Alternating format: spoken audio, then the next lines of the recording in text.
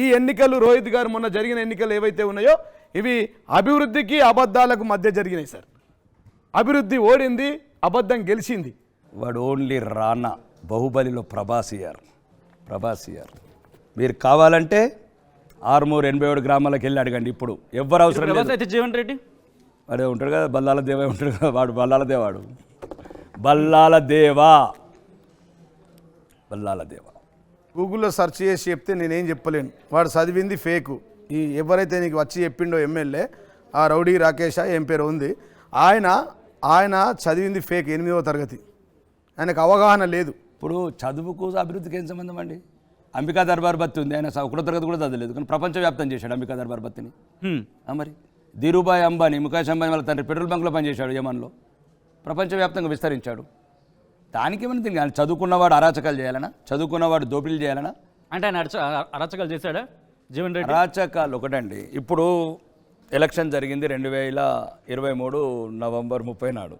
అరాచకాలు చేయకపోతే 10 సంవత్సరాల నుంచి నీ అభివృద్ధి కొలబద్దవుతే నీకు వచ్చినాయి 39,000 ఓట్లు, నీకు వ్యతిరేకంగా వచ్చినాయి 1,10,000 ఓట్లు. ఆయన చదివింది 8వ తరగతి, చేస్తున్నది స్మగ్లింగు, నరహంతకుడు, రైతు బజార్ పరిస్థితి, డ్రగ్గిస్ట్, సైకో. వాడు మాట్లాడిన మాటలు చూస్తూ ఉంటే ఒక సైకోలాగా మాట్లాడుతుండు. మీరు చూడండి, అబ్నార్మల్గా మాట్లాడతాడు. మీ అన్సెన్సార్లో చూసిన అబ్నార్మల్.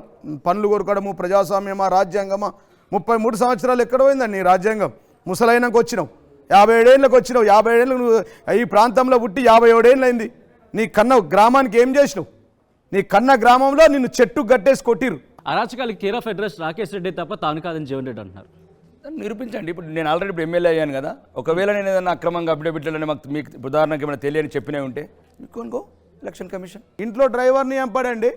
ఇంట్లో డ్రైవర్ని చంపిన కేసు కూడా ఉంది ఎల్బీ నగర్ పోలీస్ స్టేషన్లో. 3 పిల్లల ముద్దురు మొగుడు. వీడు పొద్దున్న లేస్తే ధర్మం, న్యాయం, ప్రజాస్వామ్యం అని మాట్లాడుతుండు. ధర్మం, న్యాయం, ప్రజాస్వామ్యం, ఇది రాజ్యాంగమా? చీచి. నేను పెళ్ళి నీకెందుకు చెప్పాలరా పిచ్చోడా? వీడు పనికిరానోడు, ఇండియాలో ఉండడానికి అర్హత లేదు వీడికి. ఫస్ట్ నేను వ్యక్తిగతము, I have rights, fundamental rights, constitution. No, ఎవడు ఎమ్మెల్యే ఎందుకు రావాలి నా దగ్గర? ప్లీజ్. వాడు ఏమన్నాడంటే ఎమ్మెల్యే నాకు చెప్పాలి. ఎవడెవరా నువ్వు ఎమ్మెల్యే? ఎమ్మెల్యేకు పెళ్ళిళ్ళకు వ్యక్తిగత సంబంధం నీవెవడెవరా? ఆడేమంటున్నాడు? ఎమ్మెల్యేకి నాకు చెప్పాలా కదా అంటు. నువ్వెవడెవరా? నీ భార్యకి చెప్పాలా? నువ్వు చేసుకున్నా చెప్పినావురా నీ భార్య గురించి నాకు? ఏందండి అది? మా ప్రశ్న ఏంది? వాడు మాట్లాడడం ఏంది? అది ఏం పద్ధతి లేకుండా నా ఎమ్మెల్యే నాకన్నది అంటే ఏంది? వీడు ఏంది? కాన్స్టిట్యూషన్ అంటే ఏంది? ఎప్పుడు పెళ్ళని చేసుకుంటే స్థానిక శాసనసభ్యుడికి చెప్పాలా? వేద పనికిరాని మాట చెప్పండి. ఇంకో 2 చెప్పండి. నాకున్న ఫండమెంటల్ రైట్స్ని పెళ్లి చేసుకుంటాను, విడాకులు ఇస్తాను, మళ్ళీ పెళ్లి చేస్తాను. వ్యక్తిగత జీవితం. నేను ఎవరు మీకు సంబంధించిన ఇబ్బంది పెట్టలేదు కదా.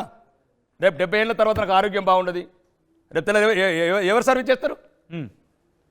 వాళ్ళ బంధువులు వాళ్ళు చేస్తారా నాకు హాస్పిటల్? అంటే ఎమ్మెల్యేకి ఎక్కడ చెప్తారా పెళ్ళికి మీరు చేసుకున్నారు? మీరు చెప్పారా? చెప్పండి. ఎవరైనా చెప్పారా? మీ స్థానిక శాసనసభ్యుడికి మీరు పెళ్లి చేసుకుని చూపించారా? మీ పిల్లలని చూపించారా? ఎక్కడ ఇది కొత్త చట్టం? ఇది కల్వకుంట్ల చంద్రశేఖరరావు చట్టమా, లేకపోతే కల్వకుంట్ల తారక రామారావు రాజ్యాంగమా తెలంగాణలో? ఇంకొకసారి మాట్లాడితే వ్యక్తిగతంగా బాగుండదు. వాడు పిచ్చోడు, వాడు పాగలేండి, ఎర్రగడ్డ కూతురు, డ్రగ్స్. వాడు ఏం మాట్లాడుతున్నాడు? ఎవడైనా పెళ్లి చేసుకుంటాడు ఎమ్మెల్యేకి చూపిస్తాడు. వాడు ఏ క్రాస్ అవుతున్నాడు చూసినా? అది ఏ రకంగా మాట్లాడుతున్నారు? మీరు విలేకరులు, చదువుకున్న వాళ్ళు, మీడియాలో ఉన్న వాళ్ళు, మీరు ఎవరైనా చూపించారా మీ స్థానిక శాసనసభలకు మీ భార్యలని? అది మాట్లాడే మాటనా? వాడి పిల్లని ఎవరికైనా చూపించాడా? వాడి భార్యను పెళ్లి చేసుకున్నప్పుడు అప్పుడున్న ఎమ్మెల్యేకి చూపించాడా? ఈరోజు ఎక్కడ లేదు, ఏ ట్యాక్స్ లేదు, ఏ డిపార్ట్మెంట్ లేదు. ఇప్పుడు మొత్తం ఎలక్షన్ ప్రచారం చేసింది నా మొదటి భార్య కూతురు, నా భార్యనే కదా చేసింది. నా కుటుంబం మొత్తం ప్రచారం చేసింది కదా. ఊరూరుకు తిరిగారు కదా. నా భార్య, నా కూతురు, నా భార్య అన్ని ఊర్లకు తిరిగారు. నా కూతురు ఎండి కంపెనీకి అందరికీ తెలుసు. ఇండస్ట్రీస్ ఉన్నాయి, ఇలా కొత్తగా ఉన్నాయి ఇండస్ట్రీస్. వెళ్ళండి, అంకాపూర్ వెళ్ళండి, మా విలేజే కదా. తులసి వనంలో గంజాయి మొక్కలాగా పుట్టిండు అక్కడ, ఎర్రచందనం మొక్కలాగా ఈయన ఆ ఊర్లో ప్రసాద్ గారు మీరు నమ్మరు, ఒక చెట్టు గట్టేసి కొట్టారండి వీన్ని. ఇట్లా ఒక చెట్టు గట్టేసి ఊరంతా కొట్టి ఊరు బహిష్కరించారు. కుల బహిష్కరణ ఉంది ఇప్పటికీ ఆయనకు. ఊర్లో కుల బహిష్కరణ ఉంది. ఆయన వచ్చి నా మీద మాట్లాడతాడు. అదే దాంట్లోనే మిమ్మల్ని చెట్టు కట్టి కొట్టారనేటువంటి ఆరోపణ కూడా. రైట్. ఇక నేను 10 ఏళ్ళు దగ్గర వెళ్ళండి, ఇప్పటికి కూడా మీరు అంకాపూర్ వెళ్ళండి, మా విలేజ్కి వెళ్ళండి. చెట్టు కట్టి కొట్టారా లేదా? ఇది 6 నెలల క్రితం మొత్తం ఇవే కదా ప్రచారాలు చేసింది. 6 నెలల కింద మొత్తం ఈ ప్రచారాలన్నీ యూట్యూబులు, ఫేస్బుక్లు, లైవ్లు, ఊరూరు వాట్సాప్ గ్రూప్లో ఇవే కదా తింపింది వీడు. మరి కట్టిన వాళ్ళకి 3,000 ఓట్లు ఎందుకు ఎత్తారు నాకు? రాకేష్ రెడ్డి గారు మీరు కట్టలేదు, మీకు ఎటువంటి ఇబ్బంది పెట్టలేదు అనడానికి సాక్ష్యాలు చూపించగలరా? అదే ఉండదని ముందు చూపించండి కదా. హ్మ్. ఇప్పుడు నీకు ఏదో తెలియని కాల్చి బట్టేశాను నీ మీద అంటే ఎలా అండి? వెళ్ళండి, అంకాపూర్ వెళ్ళండి, నా విలేజ్కి వెళ్ళండి, కట్టేశారా లేదా? మరంటప్పుడు ఏది ఇంత ఆదరణ ఎందుకు? జీవన్ రెడ్డి ఎందుకు ఆరోపణ చేశారు? అనండి, ఎందుకు ఎందుకు ఎందుకు ఆరోపణ ఆయన చేశారు? ఏమంటే ఆరోపణలు చేసేవాడికి అద్దు ఉండాలండి. ఆరోపణలు చేసి 6 నెలలు మొత్తం తిరిగారు, ఊరుకు తిరిగారు. ఆ ఊర్లలో కూడా గ్రూపులు ఉంటాయి, వాట్సాప్ గ్రూపులు, కులం గ్రూపులు, యూత్ గ్రూపులు, ఆ గ్రూపులు అన్ని గ్రూపులలో దింపారు. తప్పని మీరు చూపించగలరా? అదే చెప్తుండే 100% తప్పు అంటేనే కదా ప్రజలను ఆదరించి నా ఊర్లో నన్ను 3,000 ఓట్లు వేసి గెలిపించారు. ఒకసారి రాకేష్ రెడ్డి మాట్లాడింది విందాం. కుంభకోణం అండి, మొత్తం కేజీఎఫ్ ఉబలాపురం మెనికన కుంభకోణం కాన్ఫరెన్స్ లో సుమారు 5,000 కోట్ల కుంభకోణం జరిగింది. రండి మీడియా మిత్రులంతా హైదరాబాద్కి వెళ్ళి రండి. అక్కడ ఒక సుమారు 3-4 వేల కోట్లు, సుమారు 5,000 కోట్లు లూటీ చేశారు. ప్రజల డబ్బు, ప్రకృతి సంపద కొల్లగొట్టారు, ప్రజల ఆస్తులని ధ్వంసం చేశారు. False, fake and fraud. ఒక అజ్ఞాని చదువుకున్న లెక్క 5,000 కోట్లు ఉంటుందా మట్టి దండ? 5,000 కోట్లు. ఈ రాష్ట్రంలో 100 మందిని ఎదుర్కొని స్థాయికి వచ్చాను. ఇట్లా ఇంకా 1000 మంది జీవన్లు, అట్లాంటి గుండాలు, ఇంటర్నేషనల్ నుంచి ఫోన్ చేసేటోళ్ళు ఒక్క వెంటికతో సమానం.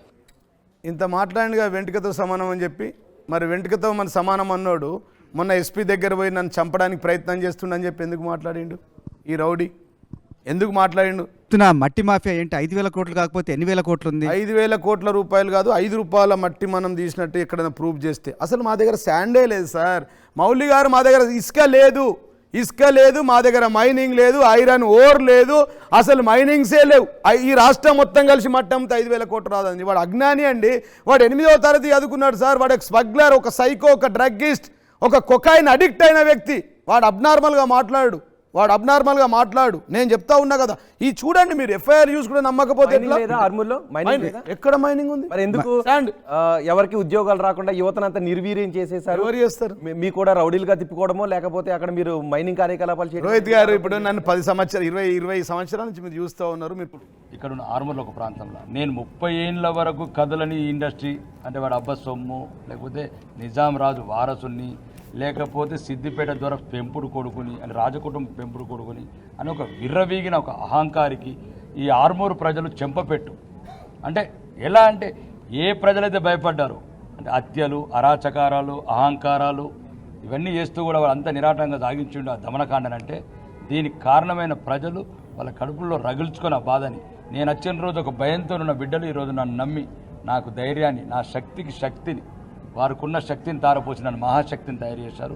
ఇక ఈ రోజు నుంచి ఆర్మూరులో మొట్టమొదటి చెప్పాల్సింది ఏంటంటే ఈ 10 సంవత్సరాలు జరిగిన అన్యాయాలు, హత్యలు కావచ్చు, ఈ కబ్జాలు కావచ్చు, ఈ కమిషన్లు కావచ్చు, ఈ మీ మీడియా మిత్రుల ద్వారా చెప్తున్నా. ఇక ఆర్మూరులో మాత్రం ఒక్క రౌడీ ఉండకూడదు వారం రోజులలో.